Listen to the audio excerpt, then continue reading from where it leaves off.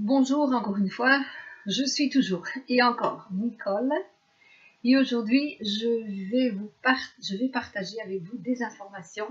Je vais vous montrer ce que j'ai fait pour avancer très vite dans la vie et arriver à me libérer du système. Je vais vous montrer des exemples, je vais essayer d'aller le plus vite possible pour ne pas faire une trop longue vidéo. Et je commence tout de suite à vous raconter une partie de ma vie dans l'adolescence. J'ai commencé donc, j'avais 15 ans à cette époque-là, lorsque j'ai arrêté les études, et je suis très heureuse de devoir arrêter. J'ai arrêté les études pour aller travailler. Je suis allée travailler dans une fabrique de vêtements pour dames. J'ai toujours été une personne active, j'aime la liberté, je suis très, comment on dit, maître de moi-même, très indépendante. Je me retrouve à 15 ans et demi, j'aurais fait 16 ans à la fin de l'année. Je me retrouve assise dans un atelier de couture à faire le premier travail que toutes les personnes qui entrent dans cet atelier font, c'est-à-dire coudre des morceaux de tissu. Je reçois tous les jours des paquets de 200, 250 pièces, 300 pièces. Chaque fois, on me ramène sur des paquets et je produis des ceintures. Donc, c'est très monotone comme travail. C'est plier la pointe, doubler 4 fois et coudre jusqu'au bout, replier l'autre pointe et terminer la ceinture. Donc, à faire cela, bien sûr que pour moi, le temps ne passait pas, ou le temps passait très lentement. Et alors, comme je ne suis pas une de ces personnes qui parlent beaucoup, ça ne me dit pas non plus, ça ne me dit rien non plus d'aller très souvent à la toilette d'ailleurs, on attire l'attention. Donc, parce que bien sûr que nous sommes là pour travailler. J'avais 15 ans, donc ça fait maintenant plus de 45 ans. J'ai quitté l'école parce que je voulais quitter l'école. Je l'ai fait, ça a été ma volonté. Donc, je suis entrée dans le système des adultes pour travailler et gagner ma vie, puisque c'est comme ça que le système fonctionne. Et je vais vous dire une chose, c'est tout à fait normal. C'est tout à fait normal, parce que nous devons passer toutes les expériences pour arriver à nous libérer de ce système et entrer dans un autre système. Donc, c'est ce que nous devons tous faire. Et c'est très important de comprendre cela. Le système ne va pas changer comme ça, du jour au lendemain. Ah, c'est fini. Non, c'est le travail individuel de chaque être. Chacun doit semer et cueillir. Chacun doit faire pour lui-même.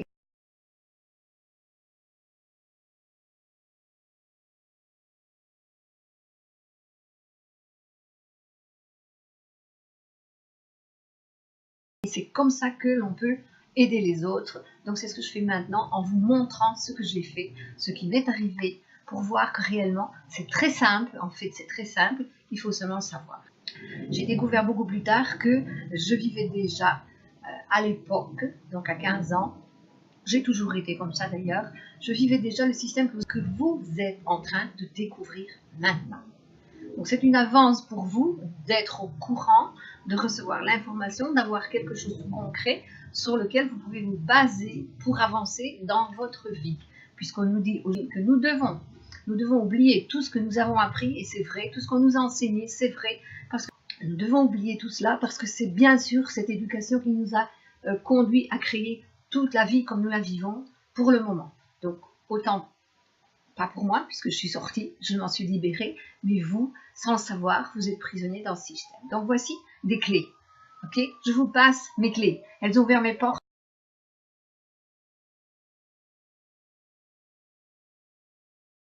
Bien, je reprends donc. J'étais à l'atelier de couture à 15 ans en train de coudre mes ceintures. Le temps ne passait pas, c'était horrible pour moi. Je suis en train de regarder la montre, il est que ça encore. Et encore autant d'heures. Ah, ça n'en finit pas. Alors un beau jour, qu'est-ce que j'ai décidé de faire? Il y a quelque chose là-dedans. J'ai la tête vide, mais il y a quelque chose. J'ai surtout cette connaissance. Un jour, je me suis dit, bon, ben, puisque chaque jour, à la fin de la journée, je donne un papier avec la quantité de pièces que j'ai produites. Je me suis dit, tiens, aujourd'hui, j'ai fait 480 pièces. Bien, pour que le temps passe plus vite, moi, demain, je vais en faire 500. Je vais en faire plus. Alors, j'ai fait le compte. J'ai dit, tiens, 480 pièces divisé par 8, puisqu'on faisait encore 8 heures à l'époque. ça me fait 60, ça fait 60 à l'heure, donc 30 à la demi-heure, 15 pièces en 15 minutes. Alors j'ai commencé à accélérer mon rythme, à aller plus vite et regarder l'heure de temps en temps en comptant les pièces et dire waouh, j'ai déjà fait plus que 4, waouh, j'ai déjà fait plus que 30. Une heure a passé et j'ai déjà fait plus, beaucoup plus que 60. Ok, j'ai avancé comme ça. Donc le temps a commencé à passer très rapidement. Je me sentais bien avec moi-même. Je me sentais très bien avec moi-même, je me sentais réalisée puisque j'avais choisi d'être là et je devais le vivre de façon consciente, de façon responsable pour justement croître, apprendre, parce que c'est ça que nous faisons dans la vie, apprendre quelque chose, et me sentir bien avec moi-même. Ça, c'est le principal, c'est ce que nous cherchons maintenant de forme consciente.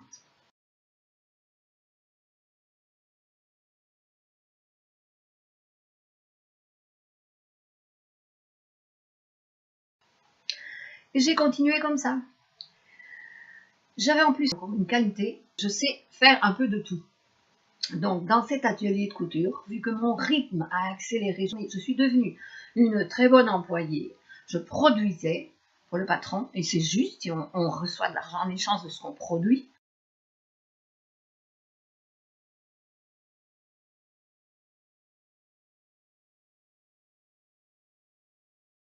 J'ai continué et très vite, j'ai changé de poste. Je suis allée pour d'autres postes de travail dans cette entreprise. J'ai fait un petit peu tous les postes jusqu'à ce que j'ai mon groupe dont j'avais développé en conscience toutes mes qualités et je grandissais. J'ai eu mon groupe. Et un beau jour, donc le temps a passé, là de 15 ans, j'arrive à presque à 20 ans, quand il arrive une expérience fantastique. Un beau jour, un beau jour, le directeur vient me trouver. J'étais dans le groupe, je faisais mon travail, et il me dit, Nicole, il faudrait que vous demandiez au personnel de votre groupe pour faire des heures supplémentaires parce que la commande que vous êtes en train de réaliser doit sortir à une telle date et en travaillant 8 heures par jour et les jours qui restent, vous n'arriverez pas à produire cette commande, à terminer cette commande. Donc, je viens vous demander pour faire des heures supplémentaires pour pouvoir fournir cette commande en respectant le temps qui est stipulé sur le contrat. J'ai dit ok, je vais parler avec les filles. L'heure de la pause est arrivée, nous sommes allés manger et la déléguée de syndicat est venue parler avec moi. Et elle m'a dit, j'ai vu que le directeur est allé parler avec toi. Nous sommes, en parlant au nom du compte du syndicat, nous sommes au courant de la situation qui t'a présentée. Seulement, il ne t'a pas dit une chose, c'est que si cette commande n'est pas produite dans les délais stipulés dans le contrat, ils ne seront pas payés et vos heures supplémentaires ne seront pas payées non plus. Alors j'ai dit, ok, merci pour l'information, cela change tout pour moi. Dans ma façon de voir les choses, cela change tout. Maintenant, je dis, bon, si on m'avait dit, Nicole, voilà, nous sommes dans une situation compliquée, nous avons cette commande à fournir à une telle date, mais nous n'avons pas d'argent pour vous payer et nous vous demandons si même comme cela, vous acceptez de faire des heures supplémentaires. Là, bien sûr, j'aurais dit oui, j'accepte et je vais essayer de convaincre le groupe, les personnes, pour faire cette commande pour vous aider. D'accord. Mais maintenant, on ne m'a pas présenté la situation de cette façon. On ne m'a pas dit que nous ne serions pas payés parce que c'était impossible de réaliser la commande au délai qui était prévu. J'ai expliqué la situation au groupe et bien sûr, toutes les personnes ont dit « on ne reste pas ». Parce que j'ai dit « moi, je ne reste pas ». Ma conscience me dit que je ne vais pas jeter mon temps à la poubelle parce que c'est ça qui serait arrivé. La commande va être refusée, on ne sera pas payé. Moi, je ne travaille pas pour des queues de cerises. Je ne travaille pas pour de l'argent, mais je ne travaille pas non plus pour jeter mon temps à la poubelle. Voilà. Je suis comme ça. Alors les filles, le personnel était d'accord avec moi et quand le patron est arrivé, il m'a dit alors vous avez parlé avec le personnel et j'ai dit oui. Et tout le monde a dit personne ne reste. Il a souri, Il a fait le tour, il est allé parler avec chaque personne. Il est revenu près de moi et il m'a dit avec un grand sourire, bon voilà, j'ai déjà parlé avec elle, elle reste, toutes les filles restent, toutes les dames restent. Vous restez aussi? Et j'ai répondu non. Non, j'ai dit non, je ne reste pas.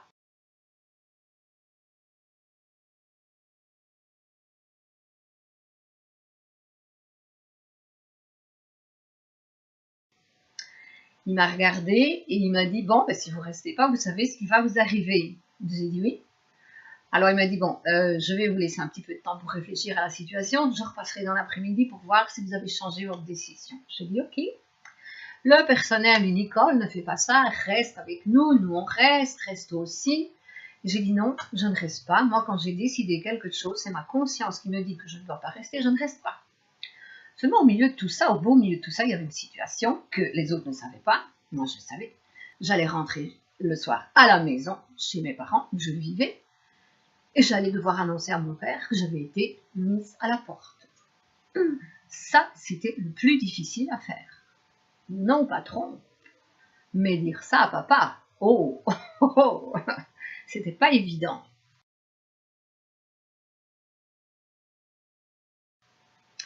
L'époque était différente que maintenant, n'est-ce pas? La belle époque. Maintenant, le patron est revenu dans l'après-midi et il m'a dit, bon voilà, je viens prendre votre réponse. Et je lui ai dit, elle n'a pas changé ma réponse. C'est la même chose, j'ai dit que je ne restais pas, je ne reste pas. Alors il m'a dit, ben voilà, Nicole, vous savez ce que vous avez à faire, n'est-ce pas? J'ai dit oui. Ok, le jour que je devais à l'entreprise. Alors, je suis rentrée chez moi le soir, avec une boule dans la gorge, bien sûr. Et quand on était à table pour le dîner, le repas du soir, je ne me rappelle plus comment je l'ai dit. Je me rappelle qu'une chose, la réponse de papa, qui m'a écoutée et qui m'a dit quand j'ai eu terminé, « T'as bien fait, Nicole. J'aurais fait la même chose que toi à ta place. » Je respire. Mon père m'appuie, c'est parfait. Je suis sauvée. Ok, d'accord. Voilà. J'ai continué à travailler comme si de rien n'était arrivé. J'ai continué à faire les jours que je devais faire. Et avant qu'arrive le dernier jour, j'ai été appelée au bureau. Et tout le monde m'a demandé, ben, qu'est-ce que tu as fait? Pourquoi est-ce qu'on t'appelle? Je dis, je ne sais pas. Moi, je suis tranquille avec ma conscience. Je continue mon travail normalement. Pas de problème. Moi, je ne sais pas ce qu'ils veulent. Alors, je suis allée au bureau. Et là, il y avait la salle des machines. C'est une grande salle, une salle unique. Et dans le fond, il y avait ce bureau qui était tout en vitre. Toute la partie du dessus. En bas, c'était des planches. Et alors, on voyait tout ce qui se passait dans le bureau. On m'a prié d'entrer. Alors, je voyais toutes les personnes qui étaient en train de regarder comme ça, qu'est-ce qui va lui arriver? Ils m'ont demandé de m'asseoir, et puis alors, ils m'ont dit, ben voilà, Nicole, il y avait le directeur et le patron. Et ils m'ont dit, ben voilà, Nicole, nous avons revu votre situation, et nous avons réfléchi, et nous avons décidé de vous demander de rester. Waouh, j'ai rien dit. Ben, qu'est-ce qui se passe ici? Alors, il m'a dit, bon, il est évident que si vous restez, vous n'allez pas rester comme chef de groupe. Nous allons vous donner un autre service, un autre travail pour faire. Vous allez passer à la réalisation des modèles, des premiers modèles qui sont faits, et pour passer à l'essayage. On vous demande seulement que ces modèles soient réalisés d'une forme parfaite. Ils doivent être parfaits. Et vous avez tout le temps que vous voulez pour les faire. Oh, allez, j'allais faire ce que je voulais. Et en plus, ils m'ont dit, si vous restez, si vous acceptez ces conditions-là, on va vous augmenter. Mais ne le dites à personne. J'avais de l'ego, bien sûr, à l'époque. À ce moment-là, j'ai dit, je ne sais pas si je peux dire oui maintenant, parce que je suis allée voir, et ça c'était vrai, je suis allée voir dans une autre entreprise, dans un autre endroit. J'ai dit, je suis allée voir, je me suis inscrite, je ne sais pas maintenant si je peux changer, mais je vais voir si je peux, je resterai. Voilà. Donc, je suis restée, je vais terminer l'histoire, je suis restée, et peu de temps après, très peu de temps après, je faisais ce travail, j'aimais de faire ça, mais j'ai commencé à observer, à sentir, ce que je sentais que j'avais fait tout ce qu'il y avait à faire dans cette entreprise. Il n'y avait que 2 postes que je n'avais pas fait, celui de directeur et celui de patron. Bah, ils étaient déjà occupés et eux, ils n'allaient sûrement pas sortir pour me donner leur place. Donc un jour, j'ai dit à papa, écoute, je ne me plais plus, j'ai déjà fait tout dans cette entreprise.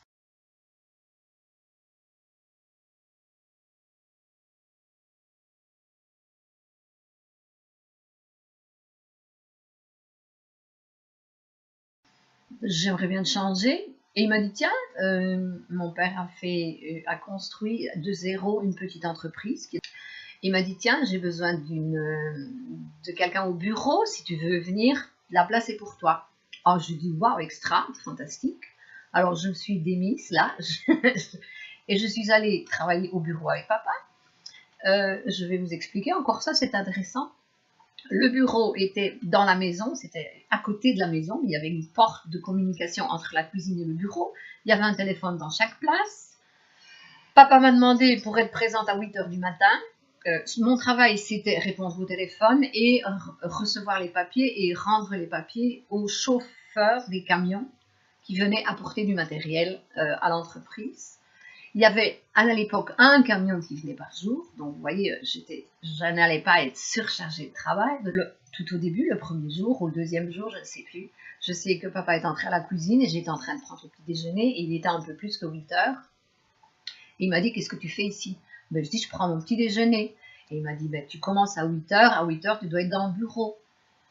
Ah, j'ai dit, bah, je peux rester ici quand même, c'est la même chose, c'est un téléphone des deux côtés, donc c'est la même ligne, je peux répondre d'ici, s'il vient quelqu'un, j'ouvre la porte, je vais au bureau, j'y suis tout de suite.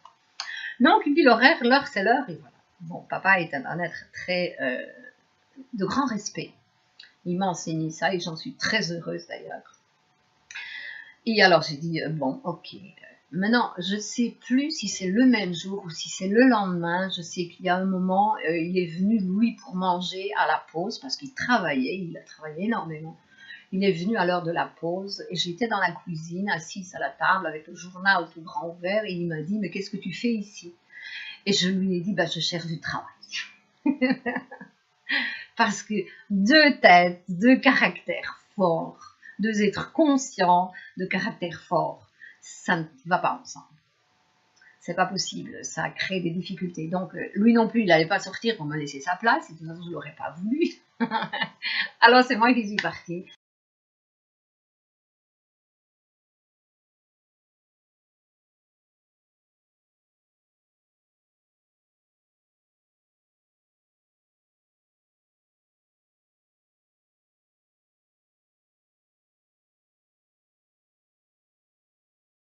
C'est comme ça que je me suis envolée de la maison, j'ai fait mes valises et je suis partie à l'aventure dans une ville je ne sais plus si c'est 60-80 km. Bon, c'est comme ça que j'ai quitté la maison. Ce sont les premières expériences, les toutes premières expériences que j'ai vécues. Je peux seulement vous dire que j'ai toujours fonctionné comme cela. Du pays où je suis née, la Belgique, cette manière, cette façon d'être m'a conduite jusqu'au Portugal où je vis maintenant. Et j'ai énormément d'informations, d'expériences à vous raconter. Et c'est ce que je vais faire dans les prochains jours. Parce que vous avez besoin de savoir comment ça fonctionne, comment notre énergie fonctionne, comment un être qui est désintoxiqué,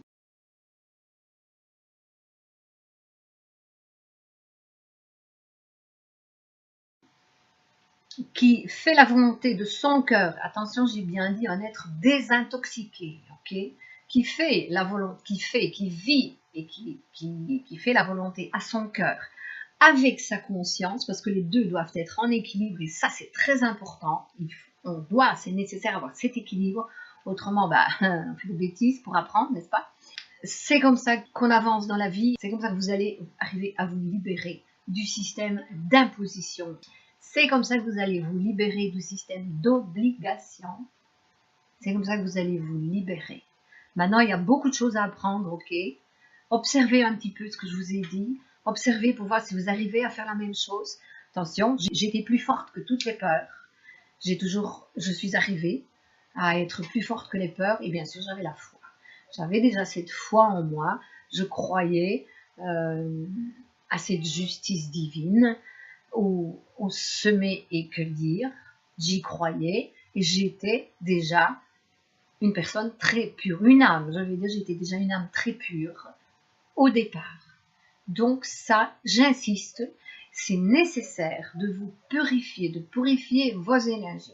Nous devons être honnêtes, sincères, être la vérité, être transparent. Et je peux vous dire que ça déjà en enfance, je l'étais. J'ai continué à développer tout ça avec ma croissance, mon développement personnel. Dans les dernières années, j'ai en plus de tout ça développé, désintoxiqué le physique. Et bien sûr que ça roule maintenant. Ça bouge très vite. Je suis très consciente de ce qui se passe, du pouvoir que chaque être humain purifié a en lui-même, chacun de nous. Et c'est de cette façon que vous allez vous libérer du système et que nous pouvons faire changer le système complètement. Parce que tant que les personnes auront peur, tant qu'elles se soumettront à ces obligations, attention, je l'ai fait aussi, mais j'ai fait pour m'en libérer très rapidement. Parce que la vie, c'est ça, c'est vivre des expériences qui nous apprennent, qui nous enseignent à nous libérer de ce système. Ce n'est pas faire une révolution pour faire tomber le système, chacun lui-même, seul, dans son intérieur, sa tête, son cœur, sa conscience, tout en ensemble, vivre pour se sentir heureux, mais que ce soit avec le sentiment de respect, le respect de soi et le respect des autres. Quand je donne ma parole, quand j'ai donné ma parole, je la respecte. Si au moment où j'ai donné ma parole, je croyais à quelque chose, je pensais que les choses allaient aller comme ça. Et si, avec le temps, je vois que les choses ne fonctionnent plus comme cela, je vois si je peux changer quelque chose ou si je dois aller jusqu'au bout de mon contrat. Et quand j'arrive au bout du contrat, je sors. Je ne réclame pas pour que les autres changent pour moi. C'est moi qui me change. Quand je ne suis pas bien quelque part, je ne réclame pas des autres. Je ne dis pas, je veux vous changer ça, moi ça ne me va pas ici, je ne suis pas bien ici. Non, non. Il n'y a que chez moi que je peux faire ça. Il n'y a que chez moi, dans mon espace. Ça, je peux me le permettre. Mais chez les autres, non. Quand j'ai une réclamation à faire des autres, c'est moi qui sors. Je peux le dire, je peux expliquer, mais je ne demande pas que les autres changent pour moi. Si ça se fait naturellement, c'est une chose. Maintenant, réclamer de l'entité patronale que l'entreprise ne va pas, ça ne fonctionne pas bien, etc., non. Quand je ne suis plus bien, c'est moi qui pars. J'ouvre une porte pour sortir, je la ferme derrière moi, et c'est comme ça que j'ouvre une nouvelle porte. Et c'est comme ça que tout le monde est à sa place. Tout le monde est toujours au bon moment, au moment où les choses, le moment où tout arrive. Si je reste dans un endroit où je ne suis pas bien, je prends la place d'un autre qui devrait, d'un ou d'une autre qui devrait être à ma place, et celui-là occupe la place encore des autres qui devraient être. Vous comprenez? Personne n'est à sa place dans le monde. Parce que par peur du changement, par peur de ne pas avoir, par peur de perdre, par peur de ne pas gagner, par peur de souffrir, les gens restent à leur place, accrochés à tout. Libérez, confiez, c'est comme ça que ça fonctionne, les lois universelles. Tout ce qui complique, ce sont vos peurs. Essayez, petit à petit, gagnez courage, croyez en vous, gagnez cette force que vous avez besoin pour faire les choses. Je vous assure que même dans les moments les plus difficiles, il y a des moments difficiles pour voir si vous allez maintenir votre foi. J'en ai passé beaucoup. Mais je suis là, je suis toujours vivante, je suis une personne merveilleuse. J'y suis arrivée. Et chaque fois que j'ai rencontré des obstacles sur mon chemin, et vous pouvez croire qu'on m'en a mis des tas et qu'on m'en met encore, quand je passe pour eux, je souffre, la souffrance est nécessaire. C'est avec elle que nous tournons plus fort. Et chaque obstacle qu'on m'a mis sur mon chemin pour m'empêcher d'avancer m'a rendue plus forte encore. Je suis toujours plus forte grâce à ces obstacles parce que je les ai surpassés d'une forme positive, en remerciant les personnes avec qui j'ai vécu les situations et en remerciant le ciel ou l'univers de les avoir envoyées.